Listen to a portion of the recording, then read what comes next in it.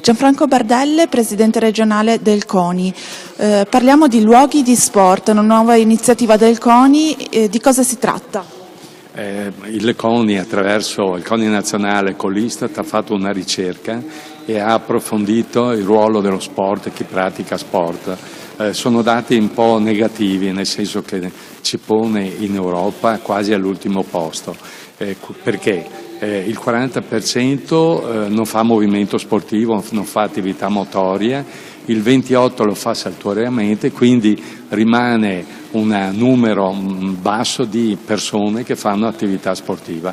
Questo dipende anche che lo sport è compito di migliaia e migliaia di volontari, delle oltre 70.000 società sportive, mentre una volta era affiancato magari dai patronati, era affiancato anche da un impegno maggiore nella scuola. Allora la ricerca ha riscontrato che nei molti comuni non c'è una società sportiva e allora si chiama luogo di sport che si vuol mettere nel comune come aggregazione. La provincia veneta è fortunata in questo caso perché ha solo 19 comuni.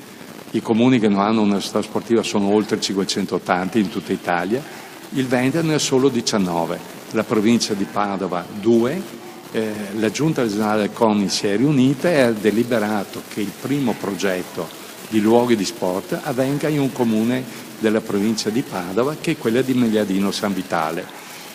Abbiamo trovato ampia disponibilità da parte del sindaco, da parte delle istituzioni locali.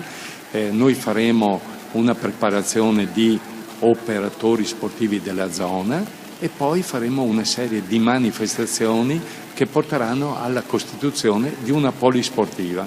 Non deve essere solo magari la squadra di calcio che c'è in ogni paese, ma vorremmo che fosse una polisportiva che coinvolga tutto il paese. A quanto ammonta la somma che verrà data al Comune? Allora, quest'anno è di 10.000 euro per ogni luogo di sport.